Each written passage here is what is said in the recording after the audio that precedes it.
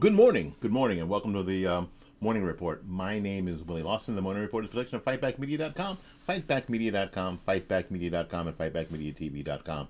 I trust that you are well this glorious, fantastic Tuesday. It's beautiful. I've been outside. It is, 78 degrees. It is 10 o'clock in the morning. The humidity is for Florida is non-existent. It's gorgeous outside. So if you've got a chance to be in Central Florida, and I know I've got some Central Florida viewers, and I appreciate that.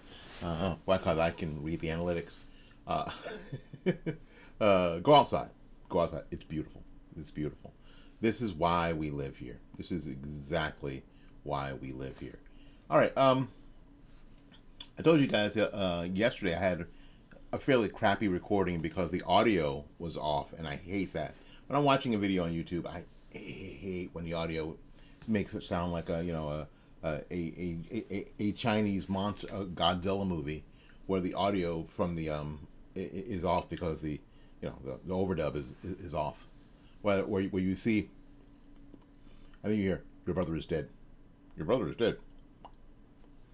I hate that so much. It's just so annoying, and I apologize. I apologize on the video. So hopefully this is better. We're using a new program. We just bought it, and if you could help out with the cost, that'd be very, very helpful. Minicam. A lot of you have used Minicam or seen Minicam, and hopefully it'll be able to do what we need it to do, and what we need to do, you're going to see very soon. It is. Let's get to the stories. This Republican nomination process is going to come down between Donald Trump and Ron DeSantis. Nikki Haley's not in it. Chris Christie is not in it. Mike Pence got out.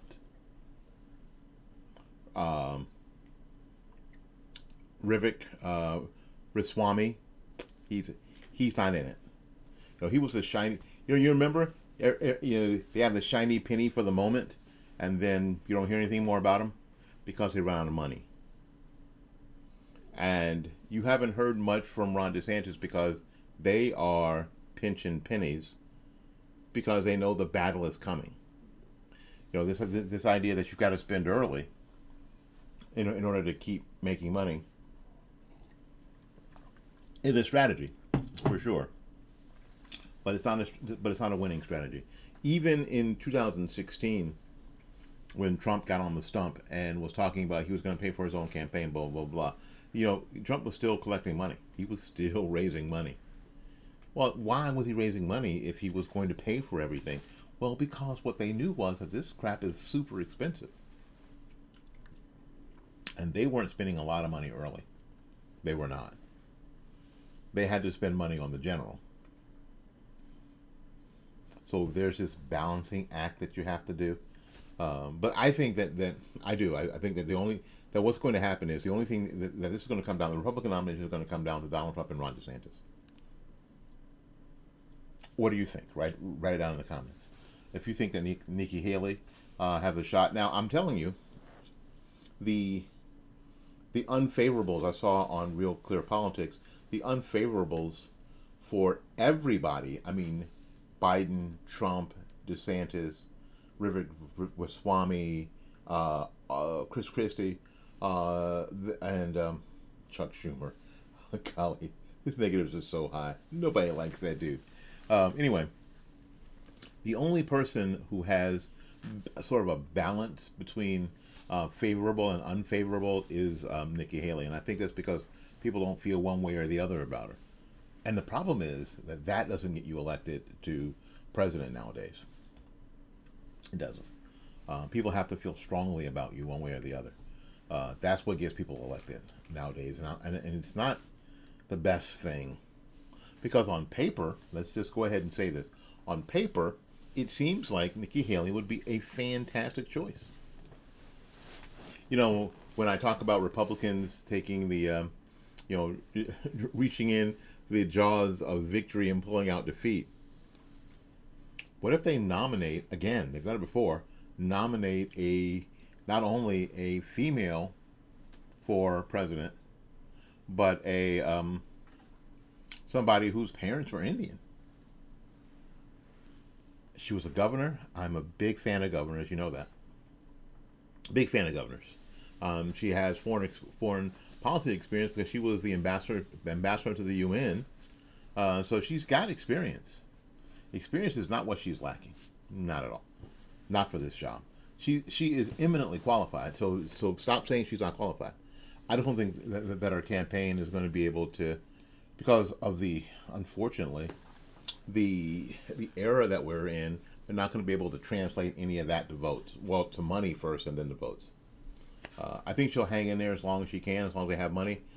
But this is going to boil down to Trump and DeSantis.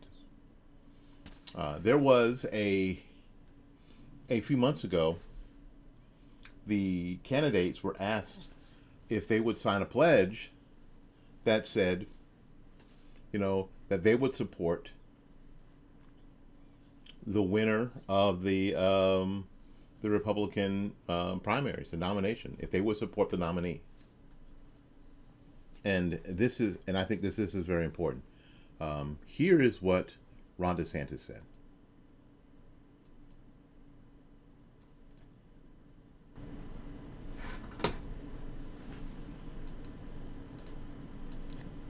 You did say, Governor, at that August debate when the question was put to the entire panel, if Donald Trump is convicted, will you still, he is the nominee, would you still support him? And you raised your hand. You're a lawyer, you've served in the Navy, you were well trained at the greatest schools. Do you really believe that a man who's convicted of, say, attempting to overturn the 2020 election or taking nuclear secrets back to his beach club, do you actually still, as we sit here today, believe that person should be president? So I signed a pledge, Willie, and that pledge is what it is. Now, do I think somebody under those circumstances could get elected president? The answer is no. That will not happen. I think that Republican voters will understand that as we get closer to voting. But it would be fatal in a general election. And I don't think the party should nominate in that situation. However, I signed the pledge. I'm a Republican. I don't think it's going to come to that, and I think we'll get the job done like we need to. But the reality is I signed it, and that's what I did. So you stand by that this morning? Yeah, when I signed the pledge, Wow. I knew you never know what's going to happen. It's That's what's up. Process. People make different decisions, and I think my point of view on it was, I'm participating in this process. I've got the plan to win. We're going to win. But at the same time, it's like you can't just take your ball and go home. You can't on the one side of your mouth say the country's in decline, Biden's failing, and on the other hand say, I'm just going to pout if things don't go my way. So that was kind of my rationale for doing it.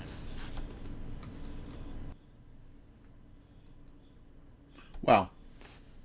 Well, who said they wouldn't sign that pledge? You're right, Donald Trump.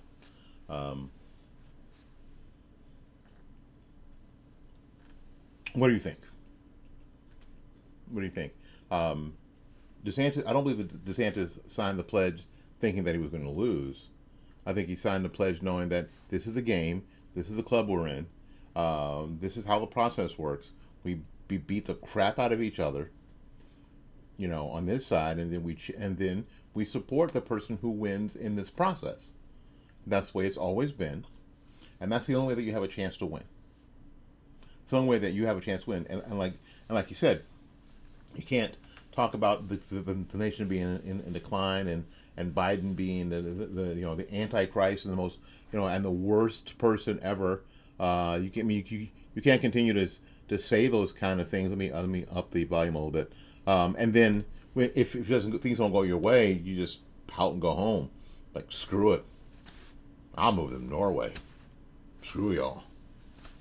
No. You can't, because that's not the adult thing. That's not the adult thing to do, is it? So, what do you think?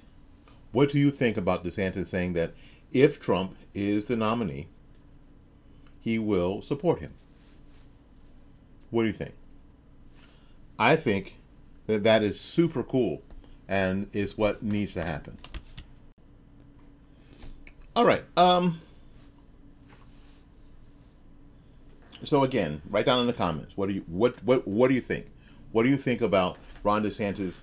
You know, saying that if Trump is the nominee, that he will support Donald Trump in the general election. Now, something else is going on. One of the members of the squad has a challenger, and and Cori Bush did not have a challenger until this Israeli Hamas thing kicked off. Wesley Bell was going to run for Senate in Missouri, but has seen an opportunity because of Cori Bush's pro-Hamas, and I don't know how else to put it. If you've got another way to put it, just go ahead and write it in the comments, please. Because of Cori Bush's pro-Hamas, anti-Semitic position, Wesley Bell sees a vulnerability.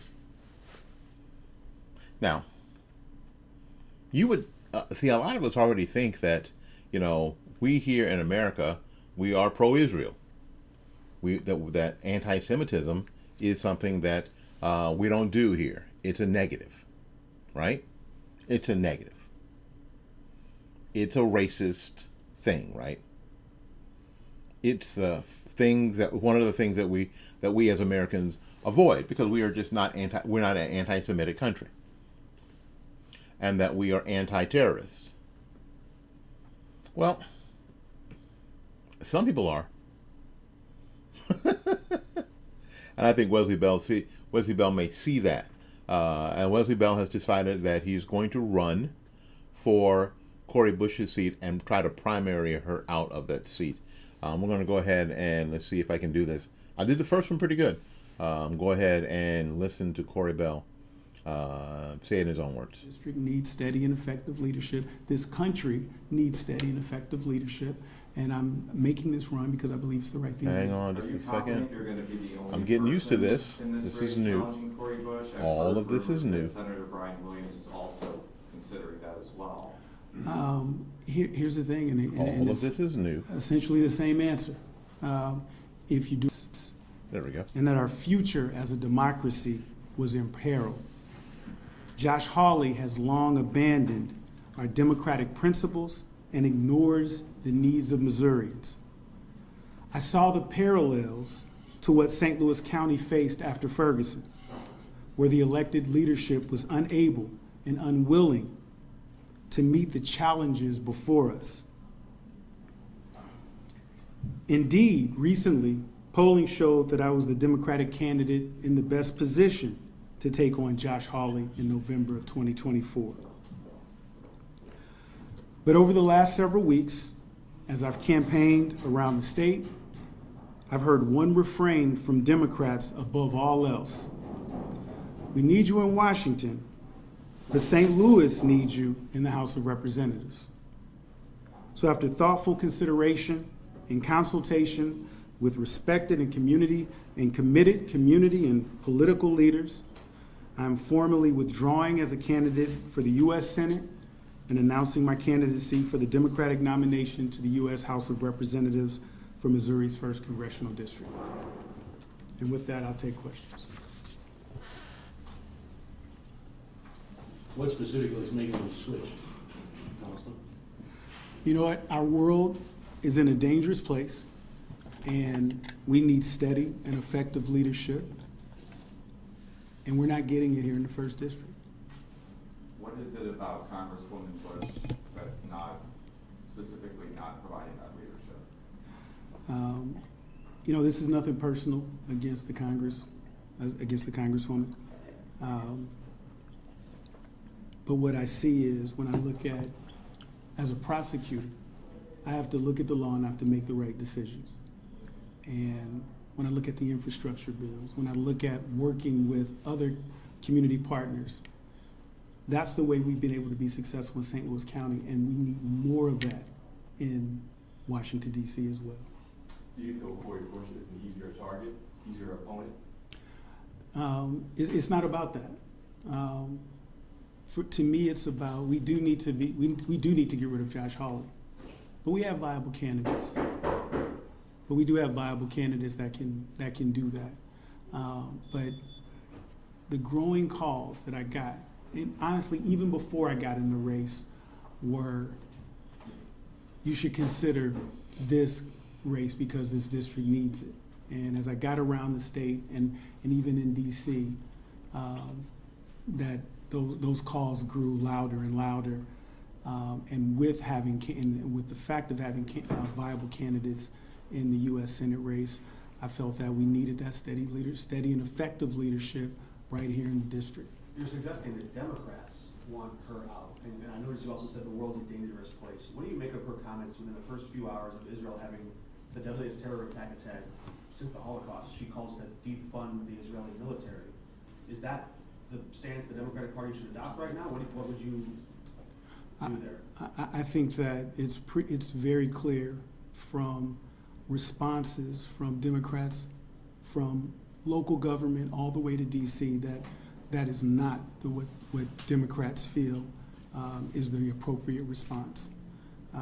And understanding this unique place that we are with the world literally on fire, I think that we need to make certain that we are providing that effective leadership, not only in our district, but in DC and on the world stage.